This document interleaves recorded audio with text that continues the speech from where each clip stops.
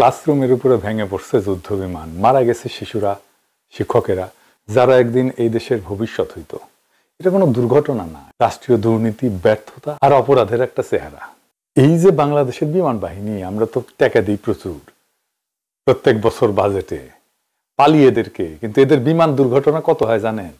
আসেন আমরা হিসাবটা দেখি আর একটা তুলনা করি। 2008 থেকে 2025 পর্যন্ত বাংলাদেশের বিমান বাহিনীর নিজে স্বীকার করছে এরকম দুর্ঘটনার সংখ্যা 14টা, আমরা জানি এটা।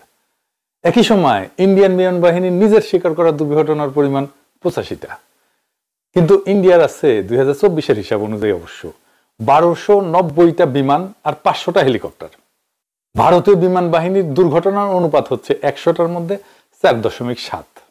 সেই পরিমাণে বাংলাদেশের বিমান বাহিনীর আছে, এটা 2023-এর হিসাব, 125টা বিমান এবং 61টা হেলিকপ্টার। বাংলাদেশ বিমান বাহিনীর দুর্ঘটনার অনুপাত হচ্ছে 10.93, প্রায় 11%। এইটা ভারতের তুলনায় প্রায় 3 গুণ প্রায়। বিমান বাহিনীকে তো জবাব দিতে হবে যে কেন আমাদের বিমান বাহিনীতে ভারতের চাইতে 3 গুণ বেশি দুর্ঘটনা হয়। অনেকে অবিশ্বাস করতে পারেন, আমি হিসাব দিতেছি। 8 এপ্রিল 2008 চেংদুতে F7Z দুর্ঘটনা হয়, একটা বিমান হারায়। 20 ডিসেম্বর 2010 2টা PT-6 বিমান দুর্ঘটনায় পড়ে। 8 এপ্রিল 2012 অ্যারো L-39 ক্র্যাশ একটা। 26 এপ্রিল 2012 একটা PT-6 ভারতীয় ভূখণ্ডে জরুরি অবতরণ করে। 13 মে 2015 MI-17 হেলিকপ্টার দুর্ঘটনা হয় একটা। 29 জুন 2015 F7MB যুদ্ধ বিমান বঙ্গোপসাগরে বিধ্বস্ত হয় একটা। 11 জুলাই 2017 ইয়াক 130 দুর্ঘটনা হয় লোহাগড়ায়, একটা বিমান হারায়। 27 ডিসেম্বর 2017 2টা ইয়াক 130 মাঝ আকাশের সংঘর্ষে বিধ্বস্ত হয়, 2টা। 3 জানুয়ারি 2018 MI-17 হেলিকপ্টার ক্র্যাশ করে একটা। 1 জুলাই 2018 KH-W প্রশিক্ষণ বিমান রাতের মিশনে যশোরে বিধ্বস্ত হয়। 23 নভেম্বর 2018 F7BG বিমান টাঙ্গাইলে দুর্ঘটনায় পড়ে। 9 মে 2024 ইয়াক 130 বিমান চট্টগ্রামে বিধ্বস্ত হয়। আর 21 জুলাই 2025 এটা F7BGI প্রশিক্ষণ জেট ঢাকার স্কুলে বিধ্বস্ত হয়। কিছুদিন আগে বাংলাদেশ বিমান বাহিনীর একটা হেলিকপ্টার সেন্ট্রাল আফ্রিকান রিপাবলিকে মিশনে ছিল, ওইখানে বিধ্বস্ত হয়েছে। এই যে দেখেন, এর মানে কি? হয় সশস্ত্র বাহিনীর লোকজন যন্ত্রপাতি চালাইতে পারে না, নয়তো এগুলো কেনার সময় এত দুর্নীতি হয় যে রদ্দি মাল বেশি দামে কেনা হয়। তাহলে তো ধরতে হবে এই দুর্ঘটনাগুলোর কারণ প্রযুক্তি না, মানুষ। আর সেই মানুষগুলো রাষ্ট্রের সামরিক উঁচু পদে বসে কমিশনের ব্যবসা চালায়। কি চমৎকার! শোনা যায় বাংলাদেশের ডিফেন্স পার্সেজের 70%-এর বেশি হয় বিচ্ছিন্ন স্বচ্ছতার বাইরে, যেখানে ঘুষ, মধ্যস্বত্বভোগী আর সরকারি দাম এই নামে চালানো হয় রদ্দি মাল। আমরা তো রাষ্ট্রকে প্রশ্ন করতে পারি, যেহেতু তাদেরকে পয়সা দিই, যে আপনার বাহিনী কোথায় যুদ্ধ করতেছে, কাদের বিরুদ্ধে এই প্রস্তুতি? যে বাহিনী নিজের আকাশে উঠতে পারে না, সে অন্যের আকাশে কিভাবে লড়বে? এদেশে মানুষের জীবনের কোনো মূল্য দেওয়া হয় না বইলা যুগ যুগ ধরে যুদ্ধ বিমানের মহড়া এবং প্রশিক্ষণ চলছে ঢাকার আকাশে। প্রত্যেক দিনই রাজধানীর আকাশে ফাইটার জেট ছুটতে এবং অনেক হেলিকপ্টার উঠতে দেখা যায়। আপনারা দেখছেন না? শীর্ষ সেনা এবং বিমান কর্মকর্তারাই এইগুলোতে চড়েন। এই সমস্ত পুরাপুরি বন্ধ হওয়া জরুরি, একদম ফুল স্টপ। ঘনবসতিপূর্ণ এই রাজধানী শহরটা এরাই কি এরকম কার্যক্রম, প্রশিক্ষণের কার্যক্রম চলতে পারে না? হোমরা সোমরাদের আচরণ এবং তাদের অনুসৃত রীতিনীতি দেখলে মনে হয় না যে বাংলাদেশ সরকারের নীতি নির্ধারকরা জানেন যে বিশ্বের সবচেয়ে ঘনবসতিপূর্ণ রাজধানীগুলোর মধ্যে ঢাকার অবস্থান দ্বিতীয়। 1 নম্বর হচ্ছে ম্যানিলা, ফিলিপাইনে, প্রত্যেক বর্গ কিলোমিটারে 46,000 মানুষ থাকে। 2 নম্বর ঢাকা, প্রত্যেক বর্গ কিলোমিটারে 44,000 মানুষ থাকে। 3 নম্বর বাগদাদ, ইরাকের, প্রত্যেক বর্গ কিলোমিটারে 32,800 মানুষ থাকে। এবং 4 নম্বর মুম্বাই, ইন্ডিয়ার মহারাষ্ট্রের রাজধানী, আমরা জানি প্রত্যেক বর্গ কিলোমিটারে 32,300 জন মানুষ থাকে। এবং 5 নম্বর কায়রো, মিশর, প্রত্যেক বর্গ কিলোমিটারে 19,300 জন মানুষ বসবাস করে। আওয়ামী বাকশালীরা একটা মৌকা পাইছে। এই জুলাই আগস্ট বিপ্লবের শোকগাথা চলতেছিল, যখন আওয়ামী দুঃশাসনের চিত্র আবার সবাই দেখতেছিল, আর সবাই এই সময় দুর্ঘটনা বাকরুদ্ধ করে দিচ্ছে সবাই। সমস্ত কর্মসূচি এখন কিছু দিনের জন্য হলে বন্ধ থাকবে। এই ঘর পড়ার মধ্যে আলু পোড়া খাইতে আসছে এই নটনটিরা, বিশিষ্ট বুদ্ধিজীবীরা এবং বাকশালীরা, বাংলার আন্তনীয় গ্রামসি, গরিবের কালমার্কস, ঝানু মোহাম্মদ বাঙ্গুল্যান্ডের প্রগতিশীল ঘরানার প্রধান বুদ্ধিজীবী। সকল বাকশালীদের মতো তিনিও 1991 সালে গঠিত হয়েছিল 101 সদস্য বিশিষ্ট 71-এর ঘাতক দালাল নির্মূল কমিটি, তার সদস্য ছিল। আবার পার্বত্য চট্টগ্রাম নিয়ে উনি খুব চিন্তিত আর কি। কিবা কিবা কমিটিতে আছেন, ওনার চিন্তা পার্বত্য চট্টগ্রাম আর যুদ্ধাপরাধ এই ছাড়া আর বাইরে যায় না। ওনার সম্পর্কে আপনি নেট ঘেইটা লেখাপড়া কত দূর করেছে এটা খুঁজে পাবেন না। আমি লেখাপড়া ধরে টান দিই কেন জানেন?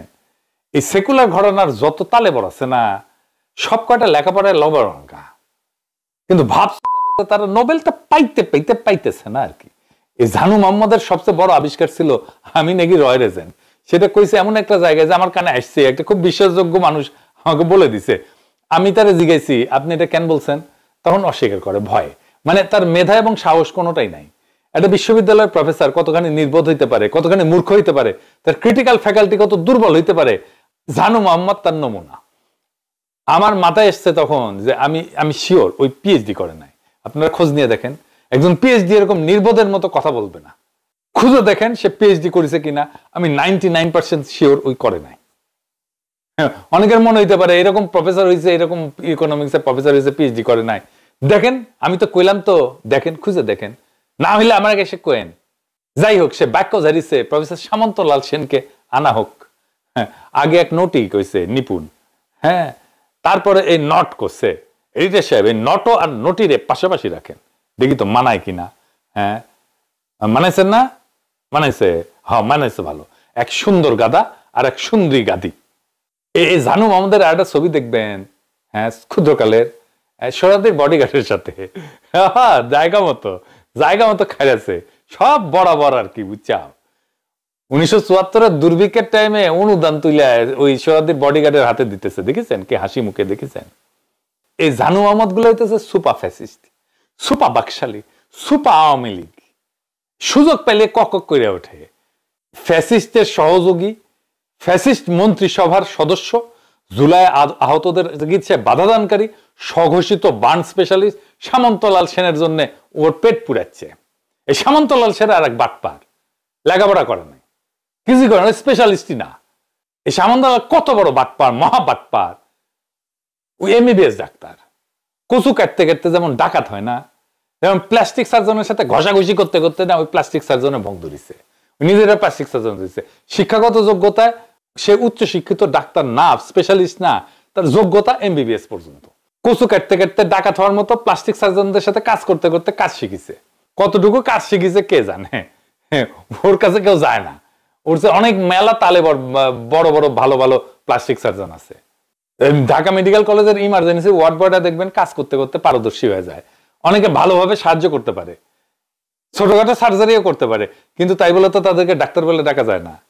নামের পরে শিক্ষাগত যোগ্যতা হয়েছে এমবিবিএস এর পরে ডিএসএস, ভিয়েনা অস্ট্রেলিয়া লাগাইছে। জানেন ডিএসএস মানে কি জানেন?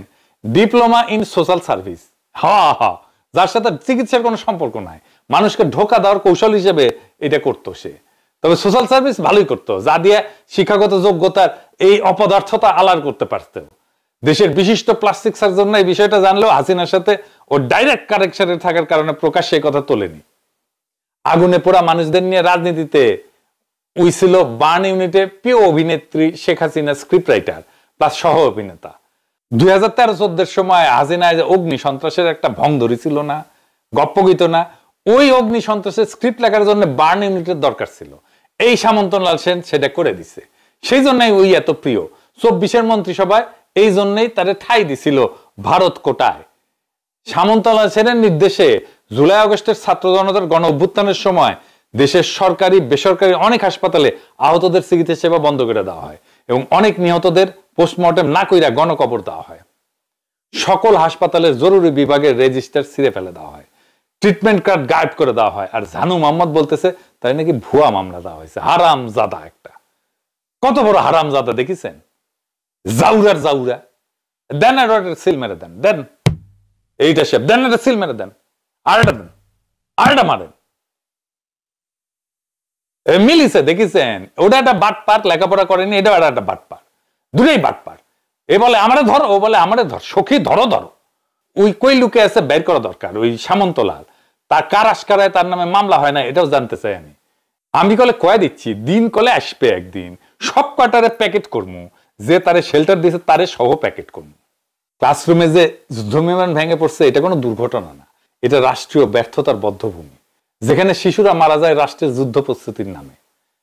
সেখানে যুদ্ধ হয় না, শুধু কমিশন খাওয়া হয়। বাচ্চারা তো কোনো শত্রু ছিল না, তারা শুধু জানতো ওইটা ছিল, কিন্তু প্লে গ্রুপ ছিল, ওইখানে বাচ্চারা A for apple, B for ball পড়তো, কিন্তু রাষ্ট্র জানতো না C for corruption, D for death. আর এই রাষ্ট্র চায় আমরা চুপ থাকি, কিন্তু না, এই মৃত্যু আমাদের চুপ করাবে না, এই রক্ত আমাদের জাগাবে। আজ যারা বেঁচে আছি তারা আর মুখ ঘুরায় থাকা মানুষ না, আমরা এই রাষ্ট্রের মুখোমুখি দাঁড়ানো সেই প্রজন্ম যারা বলবে এই রাষ্ট্র আর আমাদের না। এই রাষ্ট্র যদি প্রশ্ন এড়াতে চায়, আমরা তার গায়ে প্রশ্ন লিখে